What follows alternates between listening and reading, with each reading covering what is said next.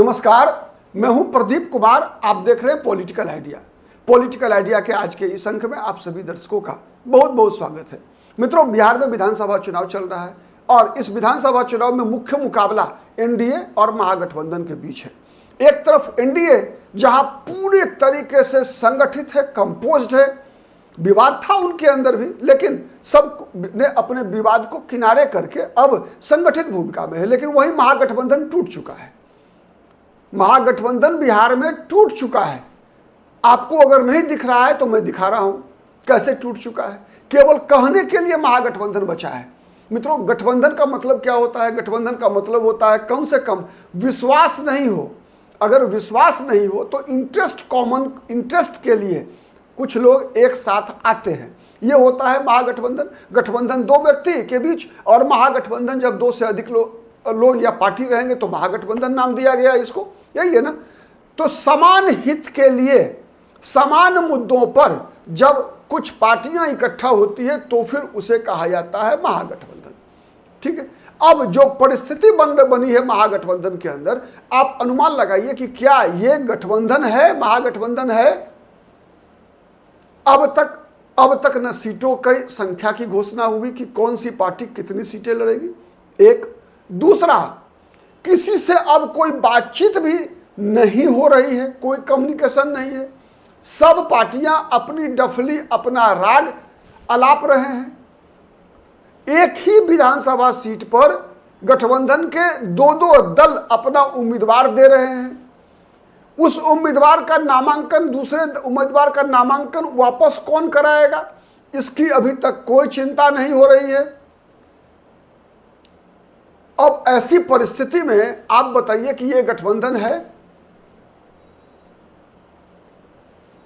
अब तक एक पार्टी दूसरी पार्टी को धोखा भी देती जा रही है।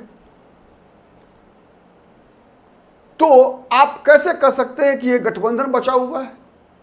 कांग्रेस पार्टी के खिलाफ एक प्रकार से कांग्रेस और मुकेश सहनी, दो पार्टियों के खिलाफ आरजेडी, सीपीआई, सीपीएम, सीपीआईएमएल, इन चारों ने मिलकर मोर्चा ले लिया है।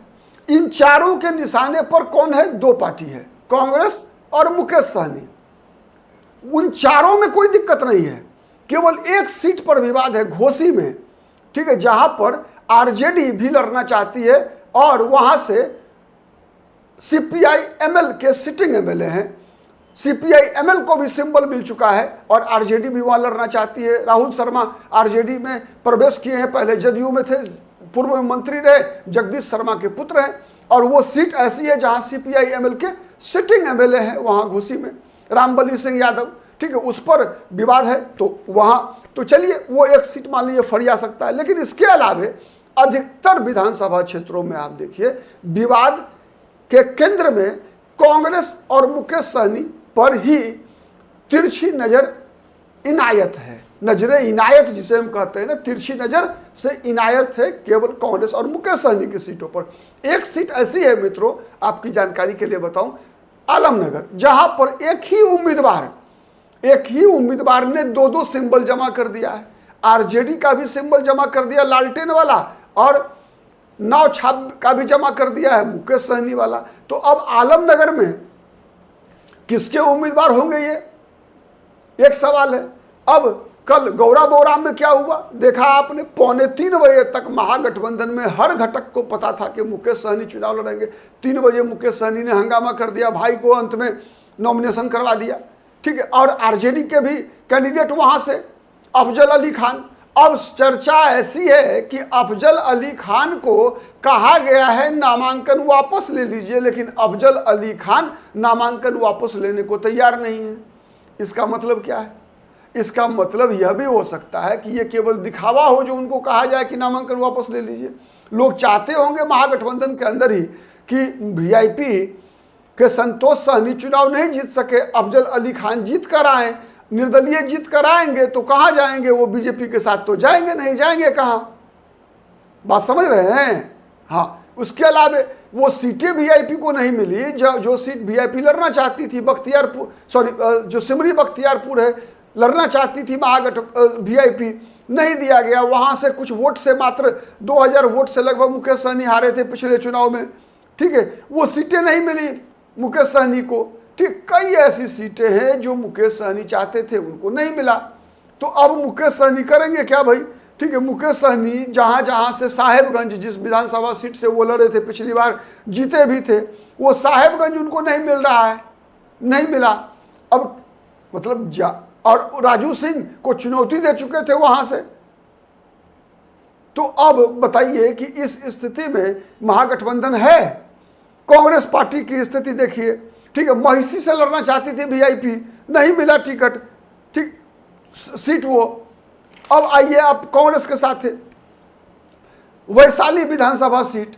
वैशाली विधानसभा सीट जो पिछली बार कांग्रेस लड़ी थी संजीव सिंह, वहां से आरजेडी ने माने दूसरी पार्टी से, लोजपा से उम्मीदवार ले लिया, ठीक है, दल बदल कराया। वैसे ही जैसे पप्पू यादव को हरवाने के लिए पूर्णिया में बीमा भारती को लाया गया था जदयू से, वही खेल अपने पास उम्मीदवार नहीं था वैशाली में आरजेडी के पास, तो अजय कुशवाहा को लोजपा से बुलाकर कांग्रेस के उम्मीदवार के खिलाफ खड़ा कर दिया गया है, सिंबल दे दिया गया है, ठीक है।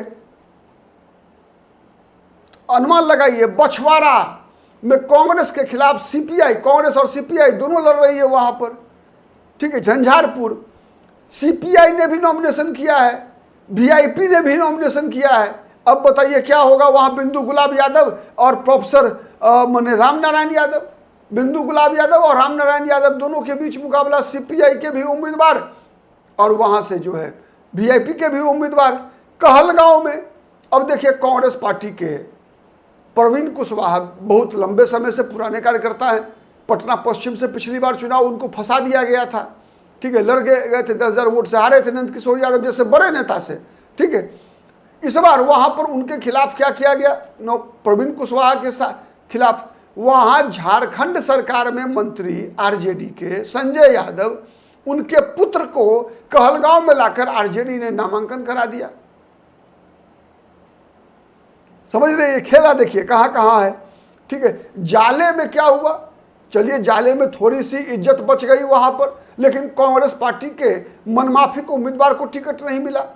एक दलबदलू ऋषि मिश्रा को टिकट मिला वहां कांग्रेस का, चलिए ठीक है, एडजस्टमेंट तो है वहां, कम से कम टकराई नहीं है, स्थिति अच्छी है।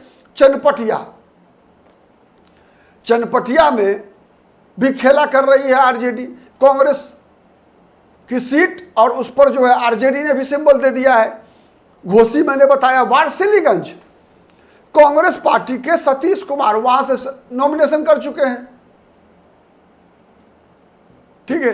अब उनके खिलाफ जो है अशोक महतो की पत्नी, वारसिलीगंज में अशोक महतो की पत्नी, जो गैंगस्टर अशोक महतो, बाहुबली अशोक महतो की पत्नी, जो कि केवल चुनाव लड़ने के लिए शादी किए हैं, ठीक है, उनकी पत्नी अनीता देवी को आरजेडी ने वहां सिंबल दे दिया।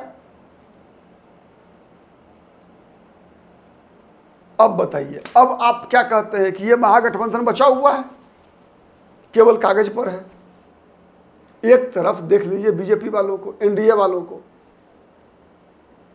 जितना देश भर का मुख्यमंत्री है, ठीक है, उड़ीसा मोहन मांझी, मध्य प्रदेश मोहन यादव, छत्तीसगढ़ नंद कुमार साय, गोवा प्रमोद सावंत, उत्तराखंड पुष्कर सिंह धामी, उत्तर प्रदेश योगी आदित्यनाथ, सब के सब जितने मुख्यमंत्री हैं बीजेपी के, से लेकर बड़े नेता जितने भी हैं देश भर में, साध्वी निरंजना ज्योति, जिस जाति, उसके बाद नायब सिंह सैनी, जानते भूपेंद्र पटेल गुजरात के, कल मंत्रिमंडल का शपथ ग्रहण हुआ है, आज भूपेंद्र पटेल जो है बिहार में चुनाव प्रचार कर रहे हैं। जिस जाति का जहां जहां वोटर है वहां वहां बीजेपी ने उसी जाति का मुख्यमंत्री लाकर जो है इस प्रकार का एक माने कर रही है बीजेपी, और उसके खिलाफ जो लड़ने वाले बिहार में है, स्थिति देख ली कितनी अराजकता है। नहीं, बगहा, ठीक है, कटिहार, आदिवासी बहुल आदिवासी की संख्या है, तो वहां पर किसको ले जा रही है बीजेपी? नंद कुमार साय छत्तीसगढ़ का मुख्यमंत्री, वहां ले जा रही है मोहन मांझी को, उड़ीसा के मुख्यमंत्री को। जहां जहां लगता है कि नहीं ब्राह्मण चीफ मिनिस्टर को भेजना चाहिए, तो प्रमोद सावंत को और राजस्थान के मुख्यमंत्री भजन लाल शर्मा को भेज रही है। जो कुशवाहा का इलाका है, सुपौल का इलाका, ठीक है, पूर्णिया कटिहार का इलाका, वहां देखिए हरियाणा का मुख्यमंत्री नायब सिंह सैनी, ठीक है, कुशवाहा बहुल क्षेत्र में नायब सिंह सैनी, कुशवाहा मुख्यमंत्री जा रहा है, केशव प्रसाद मौर्य जा रहे हैं, ठीक है, भूपेंद्र पटेल जो गुजरात के मुख्यमंत्री है, कुर्मी बहुल इलाके में बीजेपी भेज रही है। तो ये, और यहां महागठबंधन, ये स्थिति है महागठबंधन के अंदर। भाई देखिए क्या होता है, जीती हुई बाजी जो हार जाए उसे बिहार में महागठबंधन कहते हैं। जनता आगे, दल पीछे, दलों में को दलदल बना देने वाले कई दल हैं महागठबंधन में, ठीक है। और सबसे बड़ा तो मुझे लगता है कि केवल मुख्यमंत्री मैं बनूंगा लेकिन करूंगा कुछ नहीं। अगर सबको एकजुट में, एक सूत्र में पिरो कर लेकर चलने की जिम्मेवारी सबसे बड़े दल की होती है जो गठबंधन में होता है। उस दल की भूमिका का निर्वाह अगर वो दल नहीं करे, वो दल खुद साजिश में सम्मिलित हो, तो फिर उस दल को बिहार में कम से कम बीजेपी से सीखनी चाहिए।